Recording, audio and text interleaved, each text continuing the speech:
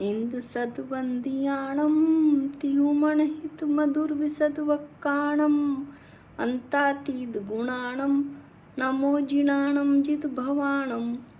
आज हम पंच अस्तिकाय संग्रह नामक ग्रंथ की जिसका हम स्वाध्याय कर रहे हैं उसकी 11 नंबर की गाथा पढ़ेंगे।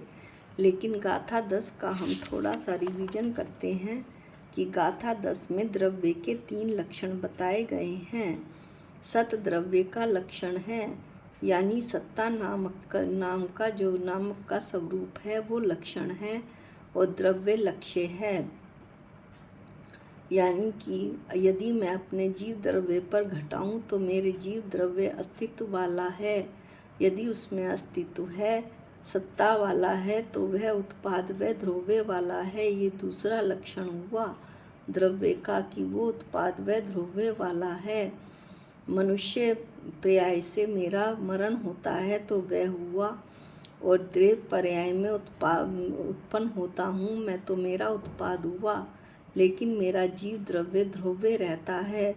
इस प्रकार उत्पाद व द्रव्य मेरे स्वभाव में ही हैं और ये मेरा लक्षण है। अब गुण और पर्याय द्रव्यों का जो द्रव्य क्या है? द्रव्य गुण और पर्यायों का समूह है। मेरा जीव द्रव्य अनंत गुण और अनंत पर्यायों का समूह है। ये कहीं बाहर से नहीं आए हैं, मेरे द्रव्य के अंदर ही हैं। मेरा आत्मा एक अखंड पिंड है और अनंत गुण और अनंत पर्यायों का समूह है। इस तरह से गुण और पर्याय वाला भी मेरा द्रव्य हुआ, ये गुण और पर्याय लक्षण हुआ, और मेरा द्रव्य जीव द्रव्य लक्ष्य हुआ। ऐसे ही हम अन्य सभी द्रव्यों पर घटा सकते हैं। इस तरह से ये बतलाया कि द्रव्य के 3 लक्षण हैं, सत, उत्पाद व द्रव्य, और गुण और पर्याय। ये तीनों लक्षण परस्पर अविनाभावी हैं, यानी कि जहाँ एक होगा वहाँ शेष दोनों नियम से होंगे ही होंगे। अब हम 11 नंबर की गाथा का पाठ करते हैं। उपपत्ति व विनाशो दवस्ययाणथी अत्थि सब भावो विगमुपाद ध्रुवत्तम करन्ति तस्ये पज्जाया। इसका अन्वयार्थ लेते हैं। दवस्य द्रव्य का, उपपत्ति उत्पाद, व या विनाशो विनाश, णथी अथी नहीं है, उत्पाद और विनाश नहीं है। सद्भावो अथी, अथी सद्भावो सद्भाव है। तस्ये पज्जाया उसी की पर्याय। अब हम ज्यों का त्यों अन्वयार्थ पढ़ रहे हैं, फिर इसका विश्लेषण करेंगे। तस्ये पज्जाया उसी की पर्याय, विगमुपाद ध्रुवत्तम विनाश उत्पाद और ध्रुवता करन्ति करती हैं। इसको हमने जो गाथा को प्राकृत में लेने की कोशिश की है, जबकि संस्कृत में शास्त्र में दिया हुआ है, किसी भी शास्त्र में प्राकृत में इसकी को नहीं अन्वयार्थ को बताया गया है। टीका हम प्राकृत में पढ़ते हैं लेकिन अन्वयार्थ संस्कृत में ही लेते हैं। यहाँ हमने थोड़ी कोशिश की है ताकि हम प्राकृत में जब गाथा पढ़ते हैं तो प्राकृत में ही अन्वयार्थ को बोलें। टीका यहाँ इसका सिंपल अर्थ यह निकलता है कि द्रव्य का उत्पाद या विनाश नहीं है।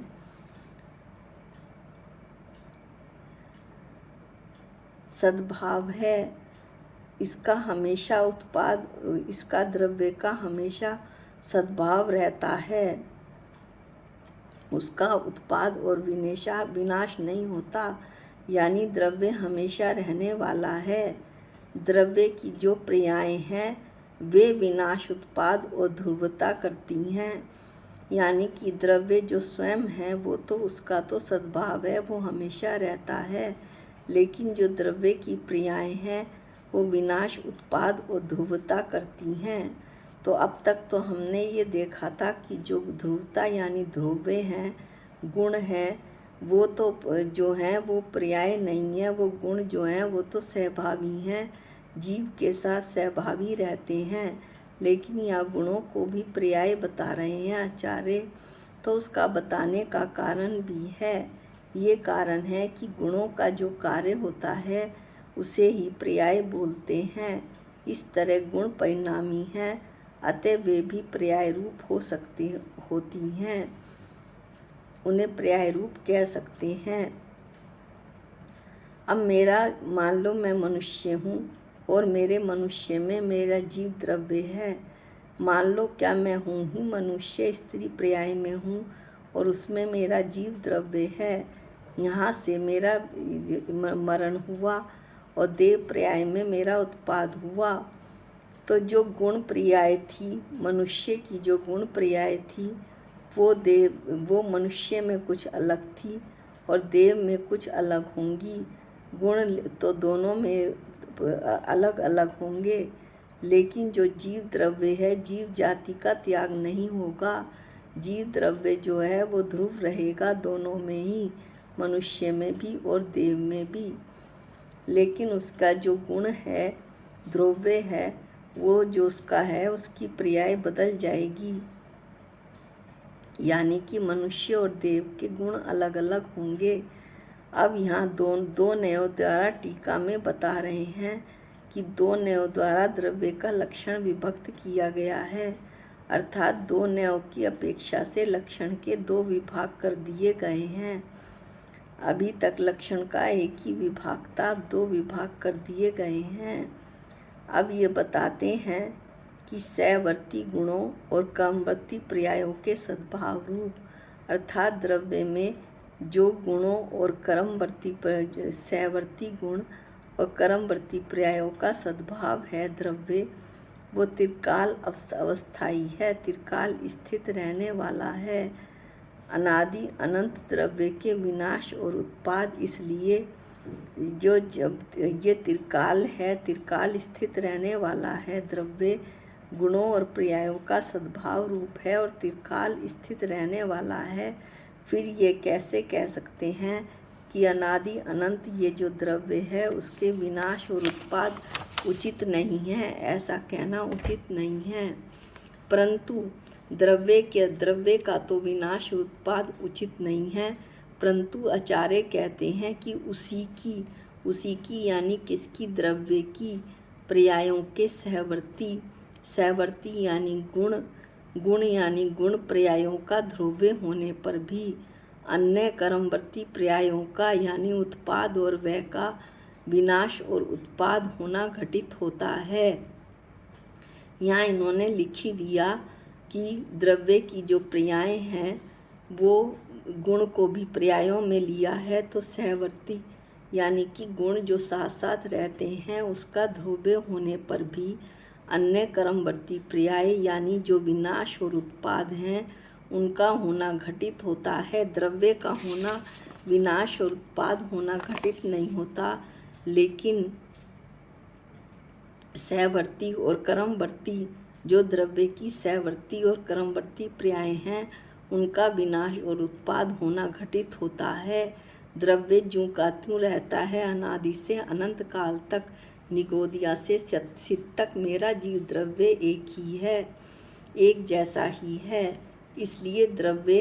इसलिए आचार्य कहते हैं कि द्रव्य आर्थिक नय से, के कथन से, के वचन से, के नय से, आदेश से मतलब कथन से मतलब वचन से, और वचन से मतलब नय से। तो द्रव्य आर्थिक नय से जो द्रव्य है वो तो उत्पाद रहित है, विनाश रहित है, सत स्वभाव वाला ही जानना चाहिए।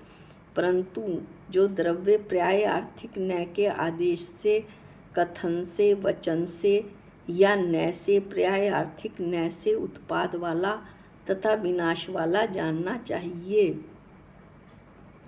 अब हम इसे थोड़ा सा देखते हैं कि द्रव्य और पर्याय अभेद रूप होते हैं।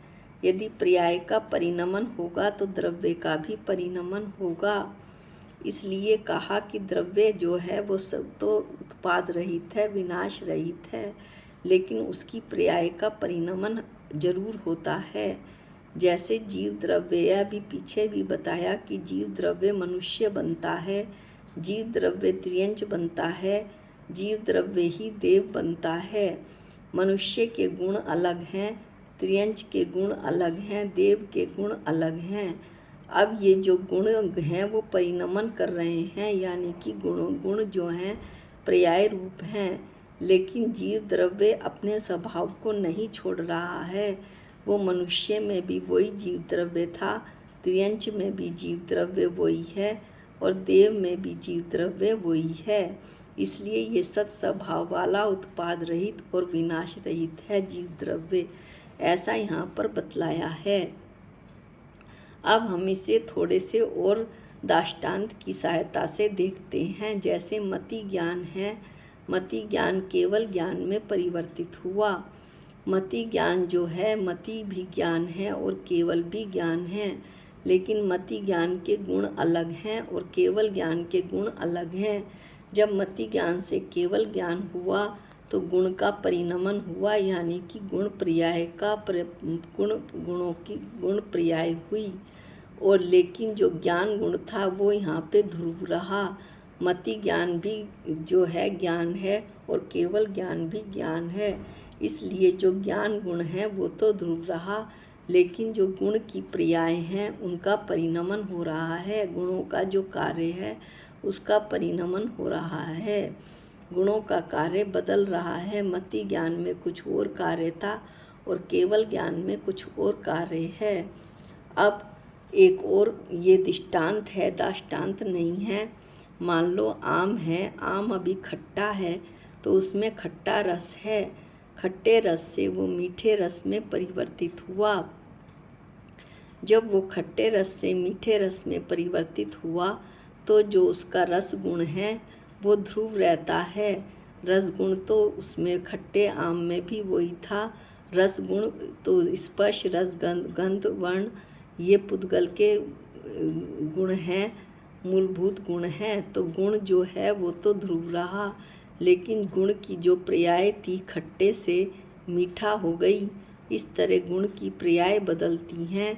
गुण खट्टे का व्यय हुआ और मीठे का उत्पाद हुआ। इस तरह हम कह सकते हैं कि जो द्रव्य है, आदि अनंत द्रव्य के विनाश और उत्पाद उचित नहीं है, परंतु पर्याय आर्थिक न से द्रव्य उत्पाद वाला तथा विनाश वाला जानना चाहिए, ऐसा आचार्य कहते हैं।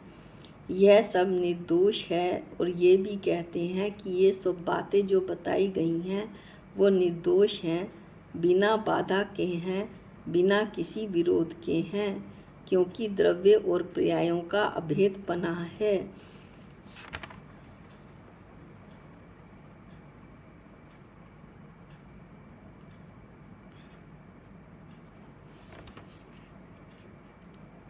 द्रव्य और पर्यायों का अभेदपना है। द्रव्य गुण और पर्यायों से मिलकर बना है, इसलिए द्रव्य और पर्यायों का अभेदपना, अभिन्नपना है, ऐसा इस गाथा में बताया गया है। यहाँ पर ये गाथा नंबर 11 समाप्त होती है। अगले वीडियो में हम गाथा नंबर 12 का अध्ययन करेंगे और उसके जो विशेष बातें हैं वो देखेंगे। आज के लिए इतना ही। निज निधि निज में बताई, ये अनंत उपकार है, इसके लिए जिन वाणी माँ को वंदनानंत बार है, वंदनानंत बार है। सबको जय जिनेंद्र।